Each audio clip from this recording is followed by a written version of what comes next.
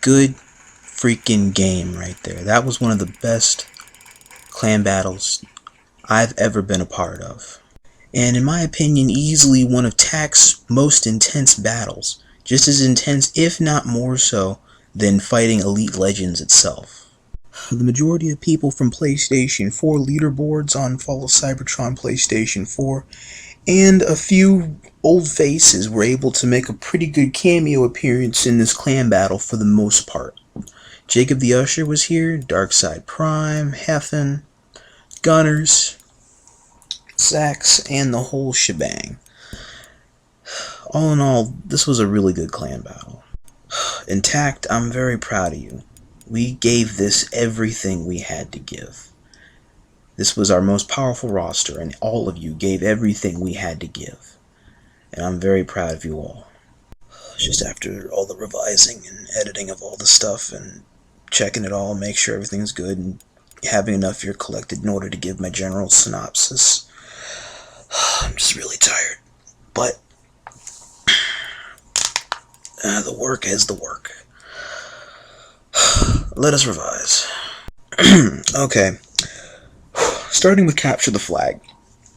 Everything here looked like it was more or less pretty good, but I noticed that they were very subtle at first, but then pretty big to credible connectivity issues going on here, which I did suspect since the majority of players from Global Elite Fighters come from a different time zone. So the factor of connectivity issues did wane in the back of my mind somewhat, but it didn't really play too big of an issue until Capture the Flag persisted, and then this persisted more during the other game modes as the clan battle itself would continue. Amidst this on our end, I noticed a very slight fall of teamwork that happened at the beginning of it because we weren't being vocal about who needs to pass off what to whom. But this quickly restored itself as Moonwalker and Saxzaxx were able to successfully fall in sync with Newman and Grimwave.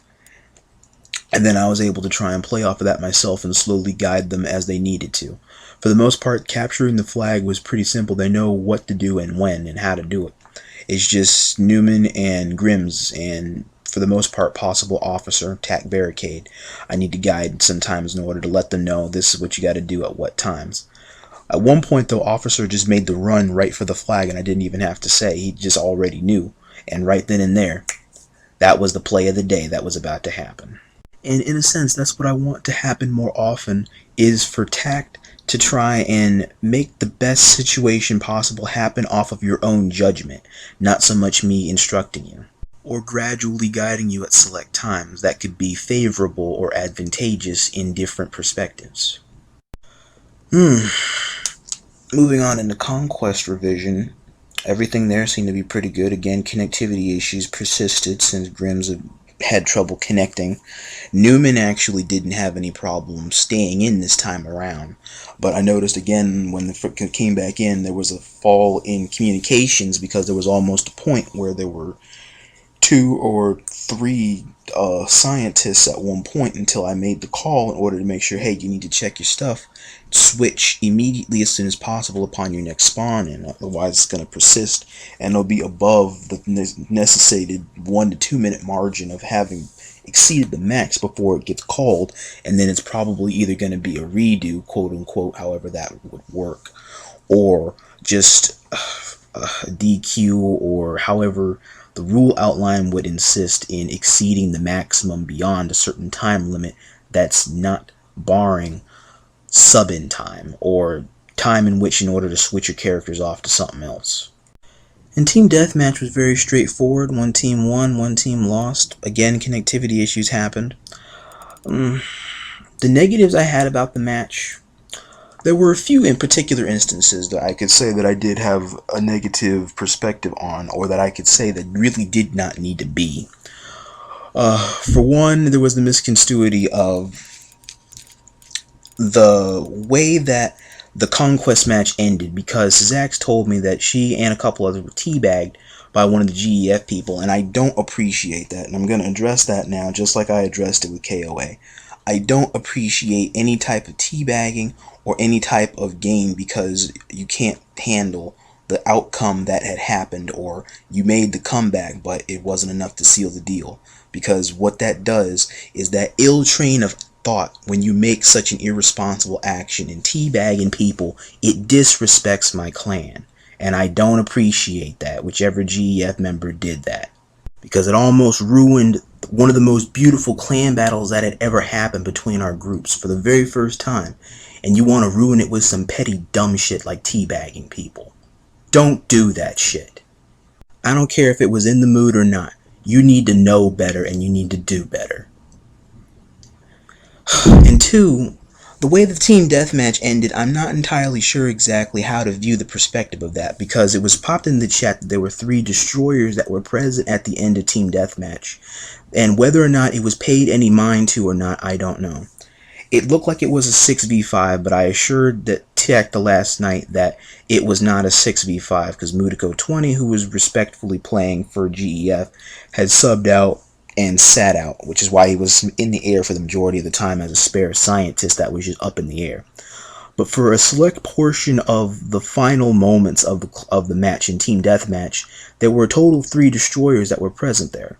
And from when I popped it in the chat, when Vortex told me that there are 3 destroyers there, all the way up to the conclusion of the match, it was not addressed. And that's something that I am seriously concerned about, because that means that the outcome of Team Deathmatch can potentially be challenged, because nobody paid heed to the fact that there were 3 destroyers present, or the 2 or one of you decided to take the easy way out and pick a destroyer in order to try and work in kills on the side in order to stack the number count and kill count in your favor while the momentum was also in your favor. And while that's an understandable accident that may transpire at times, you still want to be mindful and communicative with your teammates that you're going to be this class, you're going to be this class, and at select times, then you can switch off, or at the correct times during clan battle, you can switch off. But you can't just assume, you need to know. I've seen that error happen many times in many different clan battles I've either spectated, commentated on, or hosted in my own right for my clan or for other groups. And I've seen that error easily happen because of assumption. And nobody likes assumptions. Aside from these specific negatives, I found nothing else to be really wrong with the clan battle's general totality. Everything here I loved, and I think for the most part both camps are ultimately satisfied with the outcome. Because I can tell from the longest time since we were trying to set up this clan battle that G.E.F had sought this clan battle with everything of their intention. That way they can at least say that they fought T.A.C.T one time. Because we're the only clan so far that G.E.F has not fought. And on the flip side of that contemplation, I also could see that in the middle of the clan battle, as it continually went back and forth at many different points, the outcome was actually satisfying for both groups, because neither team would, in a way, accept walking away with a loss. And the fact that destiny ensued to allow a way to give satisfaction to both clans was actually rather miraculous in a sense. Because the way this ends is that nobody wins and nobody loses, but we end up with a very amazing clan battle.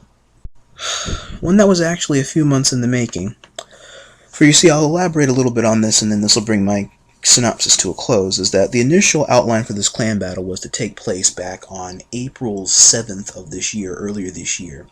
But due to in-real-life concern happening and stacking in my favor, I decided to put video games to one side and respectfully step down as one of T.A.C.T's commanders in order to deal and address with things in real life. And so the premise of clan battles or continuing clan battle activities I left to another person in my stead. However, steady procrastination from one side, our side, and or possible both sides, depending upon your perspective, led to this clan battle being drug out in a sense, more so than needlessly, rather than just working with the tools that I left said people with in order to have the clan battle addressed. That way everybody can be satisfied. But again, procrastination is bliss. And so once I was able to actually come back after all the emotional distress and all that stuff and get into the mindset to actually play the game, it looks like it fell back on me. And in time, once time itself was able to be very kind to all of us involved, we were able to deliver upon the magnificent spectacle that has by far passed us today. And this is going to be my synopsis conclusion. Overall, Global Elite Fighters, good game. T.A.C.T, good work. I look forward to whenever it is we may be blessed to have the continuation clan battle in the future. This is Rodimus Prime signing off for the night. You guys have a good one.